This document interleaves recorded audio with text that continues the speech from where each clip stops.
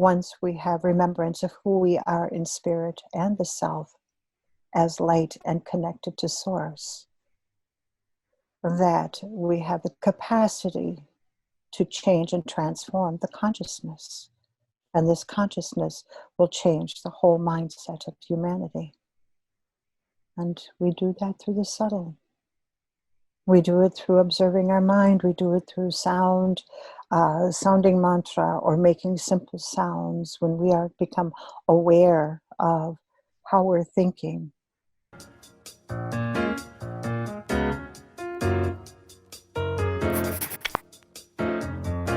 Hi, I'm Tanya. I'm your host for the Janda Becanda podcast. Welcome back to the show. If you're new to the channel, please subscribe, like, and hit the notification bell. Our guest today is recording all the way from Honolulu, Hawaii. She is an internationally renowned author, Kundalini teacher, and a meditation teacher. She'll be sharing with us today ways that we can unlock our utmost potential. In part one of our interview, she will lay the groundwork on what fundamentally healing is, which is a restoration of our energy's vibrations. She has used this technique to save her own life after her 2 near-death experiences.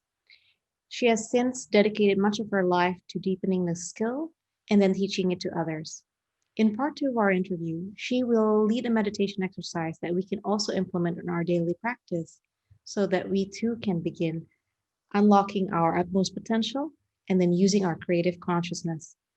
I hope you enjoy my interview, and without further ado, I present to you Vima Lamura.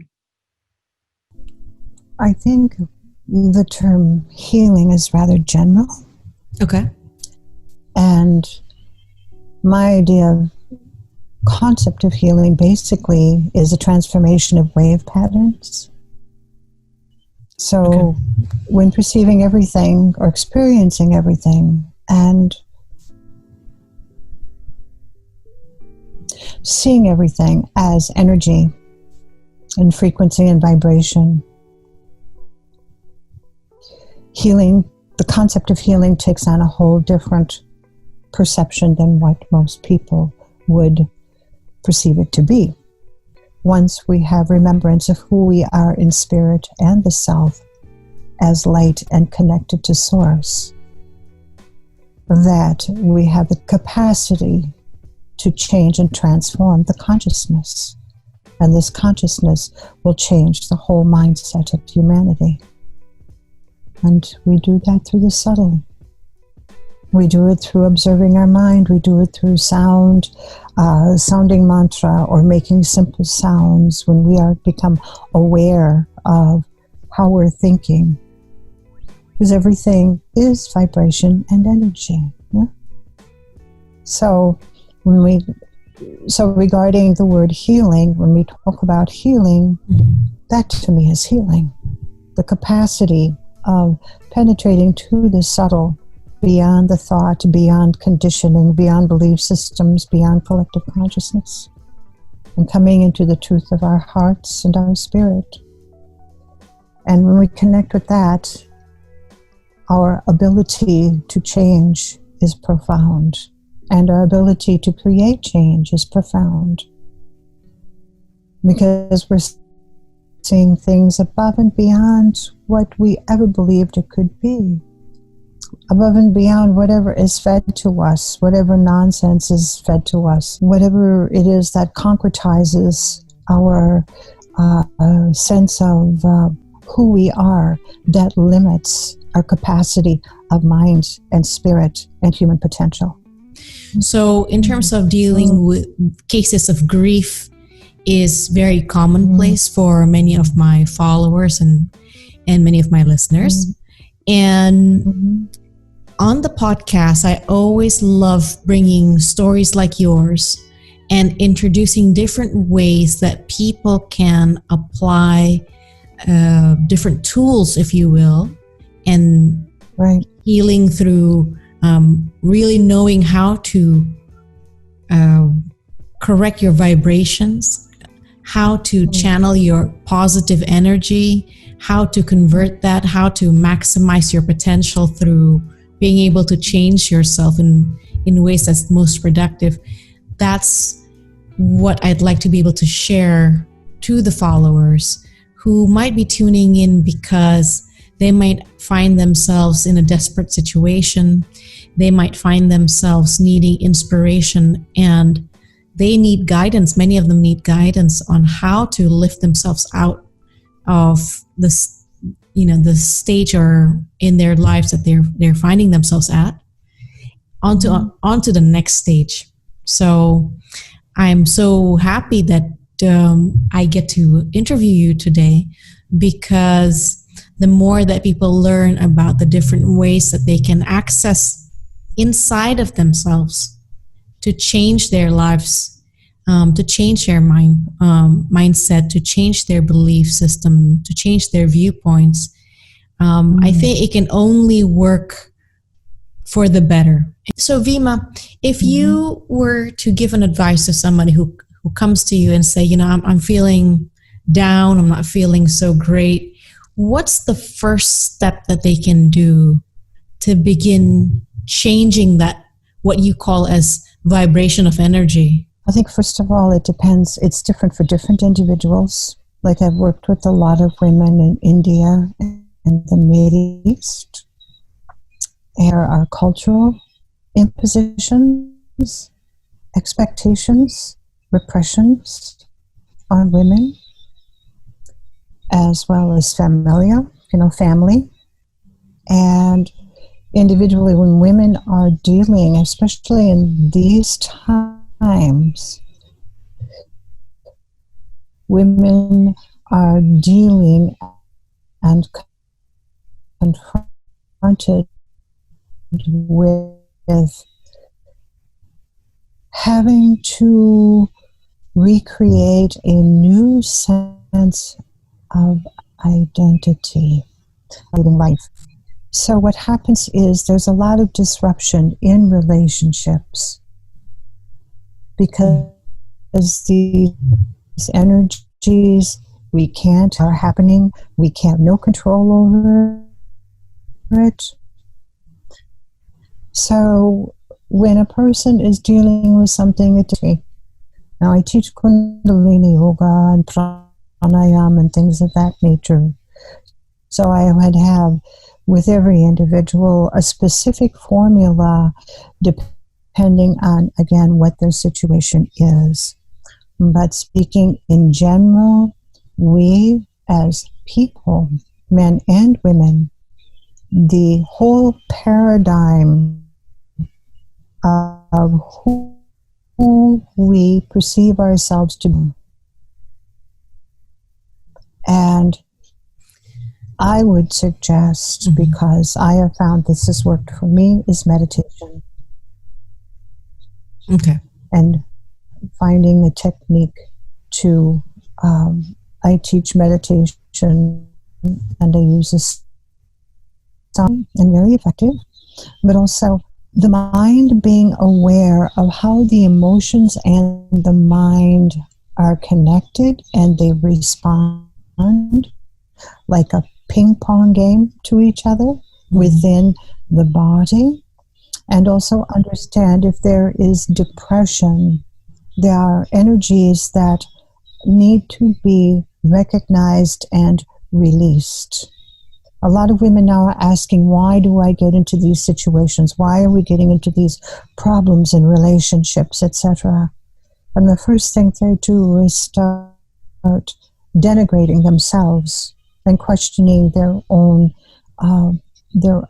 sense of knowing something is just not working, their own sense of intuitive understanding and knowing, but not knowing how to get out of a situation because they have been immersed in an energy that has kept them locked up or engaged that truly is not them.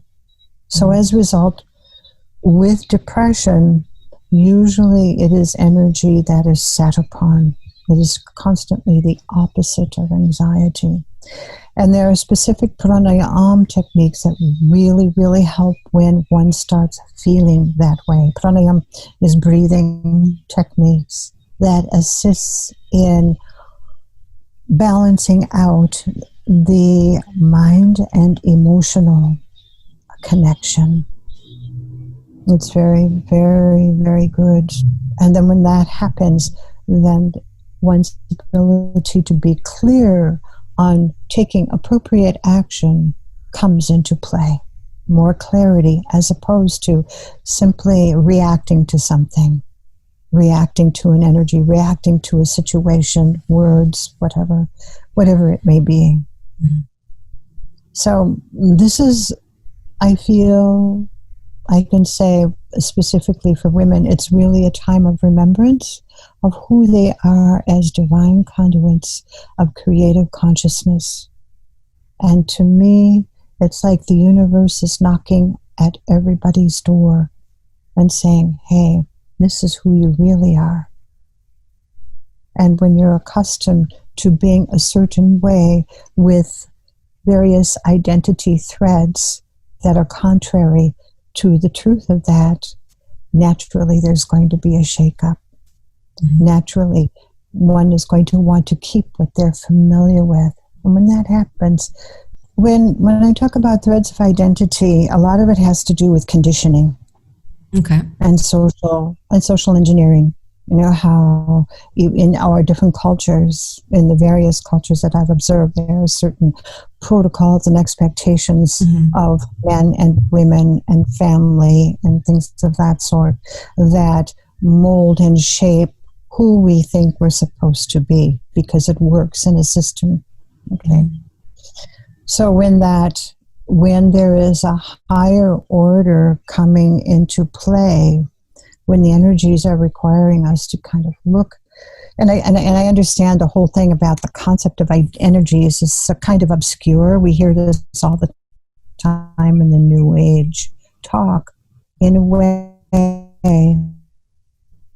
all of these, what I call threads of identity, family expectations, family culture, etc., puts us in a situation where we forget that we are spiritual beings, that our spiritual nature is the essence of the life force that moves through us. So some things need to be put aside. Some things need to be understood, that some cultural influences, family influences, mental, emotional influences don't work for us anymore. So when I had one of the accidents, I went through very severe depression, and I didn't understand why. I did not understand why I was so depressed until I went and meditated, and just it took a while to finally realize that in a death experience or near-death experience, I didn't want to come back. I didn't want to be here. I didn't know what to do with myself. It was like the rug was taken out from under my feet. And I also felt a biochemical shift and change as well. So when we're talking about biochemistry, being aware of how your feelings and your mind start to interact with each other to create the sensation of feeling depressed or unclear. And again, to me, one of the avenues is journaling, writing it down, because the first thing is becoming aware of it. And we become aware of it, then the healing process can begin. Just the awareness, no conclusions, just aware. I'm feeling sad today. I was crying. I don't like my situation. I don't know why I don't like my situation. Whatever the case may be, start prying it open into opening the door to a journey where you can really start examining what's truly going on. And I do understand when I say we're divine conduits of creative consciousness, when we get down to the bare bones of it, women carry life on this planet. We are the bearers of life. Children come through us. Ancestral information and our own emotional information is imprinted in those children. So when the awareness of that alone, one may want to change, because every mother wants the best for their child. Every mother wants to see the child flourish and live to their fullest potential. Everything that exists is created through consciousness. It's created through, when we talk about the subconscious mind and how a lot of our behavior is dictated through the subconscious, when we become aware of how that is influencing us rather than the spirit, rather than the heart of realizing, wow, this doesn't feel good anymore. This doesn't work anymore. And also there's the aspect of the heart connection, and just breathing into the heart and just really taking time and sitting back and feeling what the heart dictates, what is really that potential of love that can come through in any situation. Now, if some people are in a very violent or bad situation, common sense has to come in. Keep yourself safe. Keep yourself safe. And toxic tolerance has nothing to do with one's capacity of wishing love onto others. So so do you know what I mean? Some women will stay in situations, or even men will stay in situations that aren't good for them, because they totally understand the maladies of the person that they're dealing with. However, it is compromising their well-being, their physical, mental, emotional, spiritual, soulful health. So in that, it is necessary to step out or step away and go into one's healing journey as to how and why that was created. And generally, there are threads associated with something resonating inside that needs to be healed. Now, my approach has always been feeling that resonance, feeling that disruption, feeling it in my gut, and using sound to be able to change and transform the vibratory pattern of that. And also have the courage to pull out of a situation and knowing that healing needs to be done. And I think that's vitally important, is whether I may be speaking advanced or not advanced terms, I don't know. But once we recognize that we don't feel well with something, then something's got to be done. And the tools to be able to do something about that resides within, through meditation, through yoga. That has basically been my formula, as well as journaling and observing and being blatantly honest with myself. So there are things I will ask, and one of the things is, what is my investment in step? What am I getting out of it? Am I getting some sort of satisfaction of having control? Trust your intuition, and to access the intuition, go within. People say they don't have time to meditate, they don't have time for yoga, they're busy with families and children, etc. I come from the approach that 10 minutes a day is perfect. Breathing is perfect. Simple tools of using breath and simple sound. In everyday life, when you're standing in a long grocery store line with that 6-foot distance and you're down the aisle for miles, there are ways to watch the mind, to watch how the mind gets the emotions and the frustrations and the, I've got to hurry, I've got to do this, I've got to do that. Oh my God, whatever goes through the head, there are ways and tools to do this, to apply to everyday life.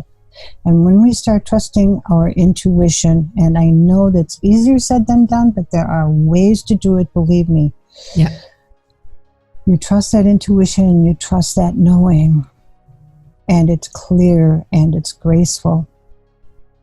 And in that, your ability to make decisions that are for your highest good in every respect is at a high peak.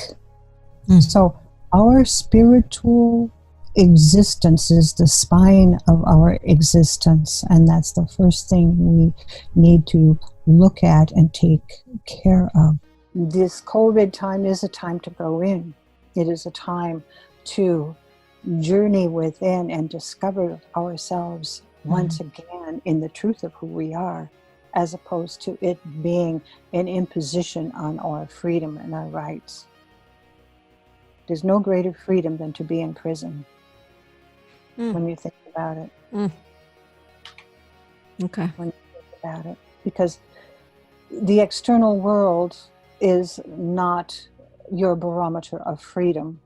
You're being able to go to the grocery store or, go to Nordstrom's or no matter what it is, that is not the freedom. The freedom is what we feel inside in making our decisions, founded on our strong spiritual nature and awareness of who we are and what we're doing, even with children.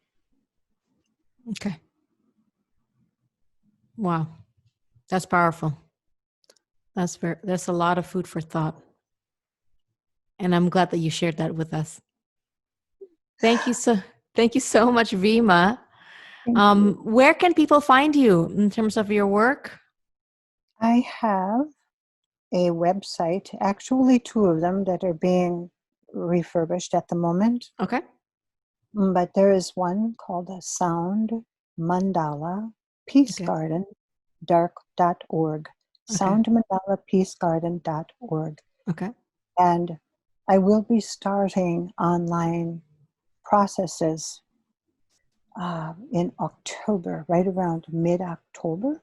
Okay. I'm happy to work with anybody with pranayam, with breathing awareness. I do a lot of satsangs, a lot of questions and answers for people in groups and things like that, which I thoroughly enjoy.